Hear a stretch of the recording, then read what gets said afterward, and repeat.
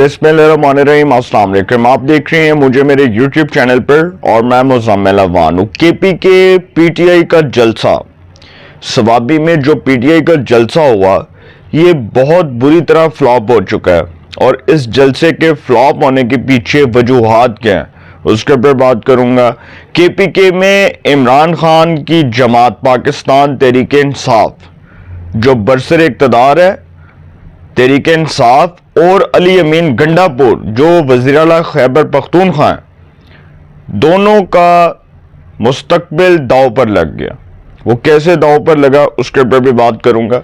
Imran Khan Trump का नाम लेकर क्या कैश करवाना चाहते हैं और क्या बताना चाहते हैं, क्योंकि वो ट्रम्प की कामयाबी के ऊपर तो बड़े खुश हैं और उनके सपोर्टर्स ने एक ही चूरन बेचा हुआ है कि ट्रम्प कामयाब हो गया तो पाकिस्तान में इसका जो इम्पैक्ट है वो इमरान खान की रिहाई की सूरत में देखेंगे। वो कह रहे हैं कि जो ट्रम्प कामयाब हुआ अमेरिका के अंदर, चूंकि जो बाइडन जो था वो बड़ा जालिम था, उससे लोग खुश नहीं थे और इसलिए खुश नहीं थे क्योंकि जो बाइडन लोगों के ऊपर बड़े जुल्म करता था, जुल्म ढाता था। तो जो बाइडन को मुस्तरद करके लोगों ने ट्रम्प को वोट दिया और फिर आपको भी पता है कि 295 इलेक्टोरल वोट लेकर ट्रम्प जो है वो अमेरिका के 47वें सदर मुंतखब हुए। अब अमेरिका के अंदर जो इसका पूरा इम्पैक्ट है वो तो ऑल ओवर दी वर्ल्ड भी पड़ेगा, क्योंकि ट्रम्प के जीतने से अब अमेरिका की फॉरेन पॉलिसी सामने आएगी। फिर अमेरिका जो है वो किस तरह से अपने हमसाया ममालिक के साथ तल्लुकात को बेहतर करता है, फिर अमेरिका की पॉलिसीज़ क्या होंगी, सियासी लिहाज से क्या होंगी, उसका भी एक इम्पैक्ट होगा। तो इसी तरह ट्रम्प की जो मैं बात कर रहा हूँ, ट्रम्प की कामयाबी को इमरान खान की रिहाई से जोड़ा जा रहा है, उससे मशरूत किया जा रहा है। और ये मैं आपको पहले भी बता चुका हूँ, इससे पहले जो मैंने व्लॉग किया उसमें भी मैं डिटेल से बता चुका हूँ कि इमरान खान साहब जो सुहाने ख्वाब देख रहे हैं, सर ख्वाब देखने पर कोई पाबंदी नहीं। इमरान खान साहब का KPK में जो जलसा है वो बड़ी बुरी तरह फ्लॉप हो गया। सवाबी का जलसा दरअसल देखें कि 1 नवंबर से लेकर 9 नवंबर तक, गालबन 9 या 10 नवंबर तक नेट इतना स्लो आ रहा था कि जिसकी कोई, मैं कहता हूं कि जिसकी कोई मिसाल नहीं मिल रही थी। पूरे पाकिस्तान के अंदर नेट बहुत स्लो था, इंटरनेट बहुत स्लो आ रहा था। और तहरीक इंसाफ के वाले से चूंकि कुछ इदारों को ये रिपोर्ट्स मिली थी, इदारों को ये हसास इदारों को ये मालूमात मिली कि तहरीक इंसाफ कोई ऐसा जो है वो हंगामा बर्पा करने जा रही है कि जिसकी वजह से रियासत को, पाकिस्तान की स्टेट को नाकाबिल तलाफी नुकसान होगा। तो उन्होंने इंटरनेट को स्लो कर दिया, उन्होंने इंटरनेट की स्पीड को स्लो कर दिया। जैसे ही इंटरनेट की स्पीड को स्लो किया तो उसका फायदा ये हुआ कि जो तहरीक इंसाफ के रवाबित थे, जिस तरह वो सोशल मीडिया के ऊपर तहरीक इंसाफ अपना पूरा जो है वो जोर लगाती है, जम के जोर लगाती है, और जो इनके सोशल मीडिया हैंडलर्स हैं, अगर मैं आपको लाहौर से उन लोगों के नाम बता दूं तो आप लोगों के रोंगटे खड़े हो जाएंगे। उसमें पाकिस्तान के कुछ ऐसे लोग जो पाकिस्तान की हाई लेवल पोस्ट के ऊपर बैठे हुए हैं वो उसमें शामिल हैं।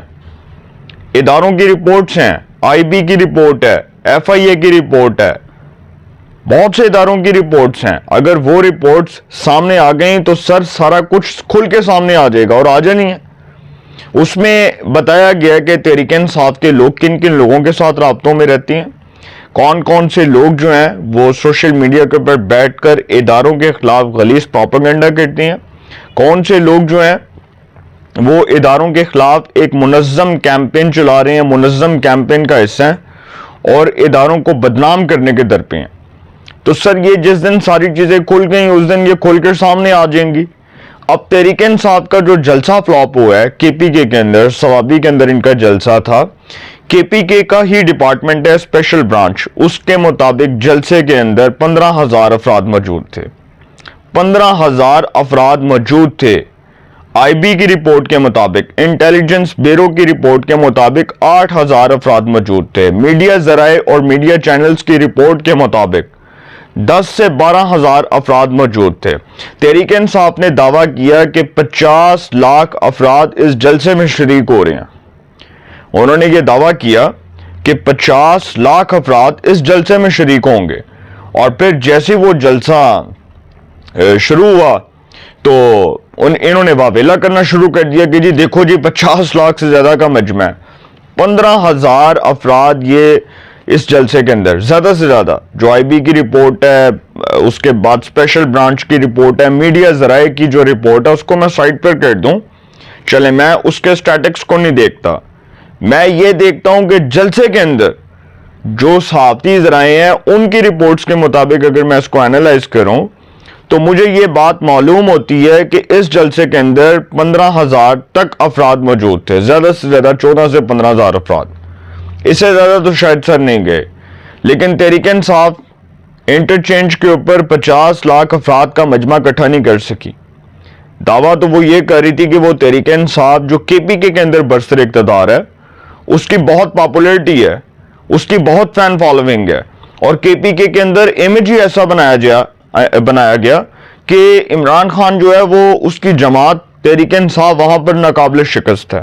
اب اس میں گنڈا پور صاحب جو ہے ان کی آ گئی ہے شامت, اور تحریک انصاف کی جو سینئر قیادت ہے اس نے عمران خان کے سامنے اپنے تحفظات کا اظہار کیا, اور انہوں نے کہا کہ گنڈا پور پارٹی پالیسی کی کھلم کھلا خلاف ورزی کر رہے ہیں, کیونکہ گنڈا پور صاحب جو ہیں وہ نہیں چاہتے کہ ہم اداروں سے لڑائی لیں, اور اداروں سے جو لڑائی ہو اس کے بعد وہ سارا خمیازہ ہماری جماعت کو بھگتنا پڑے, وہ نہیں چاہتے. تو عمران خان صاحب نے تو سر لگا دینی ان کی کلاس, گنڈا پور صاحب کو بلانا ہے اور ان کو بلا کر کہنا ہے کہ ہاں گنڈا پور, اگر تو تم اس پالیسی پر چلتے ہو تو سو بسم اللہ, نہیں چلتے تو you should resign as a chief minister of کے پی کے. تو آپ کو بطور چیف منسٹر ریزائن کرنا پڑے گا, تو جب آپ ریزائن کر دیں گے تو اٹ مینس کہ آپ فارغ ہو جائیں گے. لیکن گنڈا پور صاحب جو ہیں وہ تو ڈٹے ہوئے ہیں, انہوں نے تو کہا کہ وہ اداروں سے لڑائی نہیں لے سکتے. عمران خان کے لیے وہ اداروں سے کیسے لڑائی لیں گے بھائی, دیٹس امپاسبل. کہ عمران خان کی جو جماعت ہے وہ ایک طرف تو یہ کہتی ہے کہ ہمیں اداروں کے ساتھ ایک انڈرسٹینڈنگ کے ساتھ چلنا چاہیے, اداروں کے ساتھ اپنے تعلقات کو بہتر کرنا چاہیے. سلمان اکرم راجہ کا ہی وہ بیان ہے نا جو آپ اٹھا کر دیکھ لیں, وہ کہتے ہیں کہ آرمی چیف کی جو مدت ملازمت میں توسیع کا معاملہ ہے یہ ادارے کا اندرونی معاملہ ہے. انہوں نے کہا اگر یہ ہوا تو اس میں کوئی غلط نہیں ہے. دوسری طرف وہی لوگ جو آرمی کے خلاف بول رہے ہیں اسی میں تحریک انصاف کے چیئرمین بانی عمران خان صاحب موجود ہیں, جو مسلسل پچھلے 4 دن سے یہ ٹویٹس کر رہے ہیں, اور ان کی ٹویٹس کو اگر آپ اٹھائیں اس کا کمپیریزن کریں پچھلے ٹویٹس کے ساتھ تو وہ بالکل ڈیفرنٹ ہیں. اب جو وہ ٹویٹس کہہ رہے ہیں ان ٹویٹس کے اندر وہ یہ کہہ رہے ہیں, لوگوں کو یہ بتا رہے ہیں کہ نکلو اپنے رائٹس کے لیے, نکلو اپنے حق کے لیے. لیکن ساتھ ساتھ وہ یہ بات کہہ رہے ہیں جس ٹویٹ کے اندر انہوں نے لکھا ہوا ہے, جو ان کا ٹویٹ آیا نا جس ٹویٹ کے اندر یہ لکھا ہے کہ عمران خان صاحب نے یہ کہا, عمران خان صاحب کے اسی ٹویٹ کو میں نے پڑھا, اور اسی ٹویٹ کے اندر وہ لوگوں کو کہہ رہے ہیں کہ نکلو سڑکوں پر اور نکل کر آرمی چیف کے خلاف اور ادارے کے خلاف پروٹیسٹ کرو. وہ ہینڈلرز کہہ کر بلا رہے ہیں, تو اٹ مینس کہ سر وہ تو اداروں کی نظر میں ٹرسٹی نہیں ہے. ہاں اگر امریکہ کوئی گارنٹی دیتا ہے اور پاکستان کی مقتدرہ کو یہ گارنٹی دیتا ہے کہ جی عمران خان صاحب کو بیرون ملک بھیج دیا جائے, این آر او کر لیا جائے اور ستے خیراں ہو جائیں اور وہاں پر یہ خاموشی اختیار کر لیں, تو سر یہ بھی نہیں ہونا.